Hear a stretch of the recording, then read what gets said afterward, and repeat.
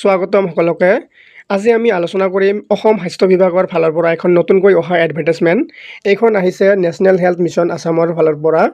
এই এডভাৰটাইজমেণ্টখনত কেতিয়াৰ পৰা এপ্লিকেশ্যন প্ৰক্ৰিয়া আৰম্ভ হ'ব, ইলিজিবিলিটি ক্ৰাইটেৰিয়া কি থাকিব, তাৰপিছত কিমান পষ্ট থাকিব, চিলেকশ্যন প্ৰচেছ আদি গোটেইখিনি বস্তু ডিটেইলছত আলোচনা কৰা হ'ব। চ' আপোনালোকে ভিডিঅ'টো স্কিপ নকৰাকৈ শেষলৈকে চাই থাকিব। এইখন নেশ্যনেল হেল্থ মিছনৰ পৰা আহিছে, হেঙেৰাবাৰী গুৱাহাটী, আপোনালোকে নিশ্চয় দেখা পাইছে। আৰু ইছ্যু হৈছিলে 29 তাৰিখ 7 মাহ 2026 তাৰিখে।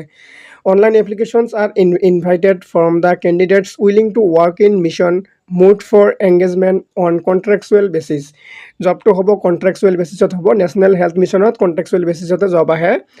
In the following position under national health mission অৰ্থাৎ NHM Assam. Candidates have to apply online in NHM Assam website. এইটো হ'ব কি ৱেবছাইট, এই ৱেবছাইটটোত আপোনালোকে এপ্লাই কৰিব লাগিব, nhm.assam.gov.in. The online application form shall be available from 1/8/2026 অৰ্থাৎ অহাকালিৰ পৰা মানে 1 আগষ্টৰ পৰা আৰম্ভ হ'ব আৰু কেতিয়ালৈকে থাকিব আপোনালোকৰ 15 আগষ্টলৈকে ইয়াৰ লাষ্ট ডেট থাকিব। কিমান টাইমলৈকে? 15 তাৰিখে 11:59 PM লৈকে ইয়াৰ ডেটটো থাকিব। So' in the official website of the national health mission, আপোনালোকে এই অফিচিয়েল ৱেবছাইটত 1 আগষ্টৰ পৰা আপোনালোকে ইয়াত এপ্লাই কৰিব পাৰিব। এতিয়া পোষ্ট আছে আপোনালোকৰ 2000ৰো বেছি, ইয়াত দেখা পাইছে নিশ্চয়।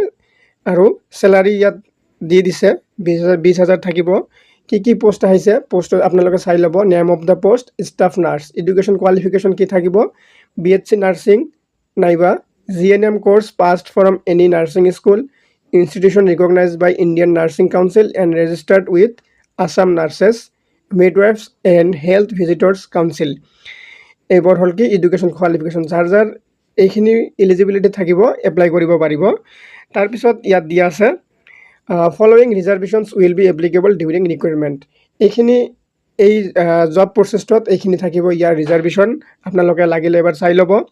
তাৰপিছত এই গোটেইখিনি কোনটো কাষ্টত কোনটো কেটেগৰীত কিমান পোষ্ট থাকিব ইয়াত গোটেইখিনি তথ্য ডিটেইলছত দিয়া আছে। তাৰপিছত এজ লিমিট কিমান থাকিব?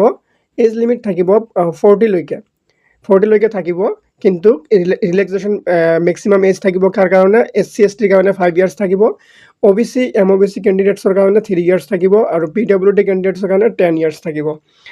তাৰপিছত ইয়াতো সেই লিষ্টখন দিয়া আছে কোনটো কাষ্টৰ পৰা কোনটো কেটেগৰীৰ পৰা কিমান এজলৈকে থাকিব ইয়াত ডিটেইলছত দিয়া আছে। এতিয়া কোনটো জোনত জব থাকিব, পোষ্টিং থাকিব, জোনবিলাক দি দিছে, যেনেকৈ বৰাক ভেলীত আছে কাছাৰ, হাইলাকান্দি, শ্ৰীভূমি বা কৰিমগঞ্জ।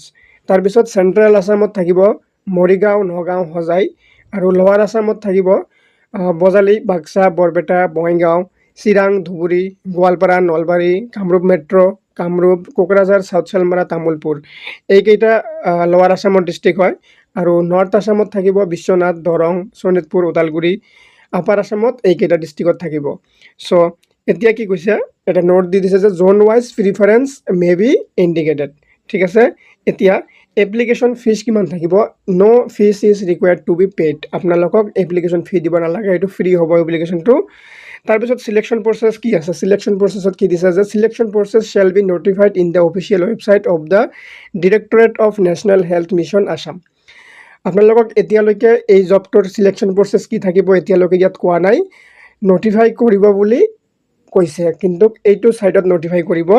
সেইকাৰণে আপোনালোকে কি কৰিব লাগিব? এই ৱেবছাইটটো ভিজিট কৰি থাকিব লাগিব। আৰু এই চেনেলটো ছাবস্ক্ৰাইব কৰিলে ইয়াতো আপোনালোকে সময়ত আপডেটখিনি পাই যাব।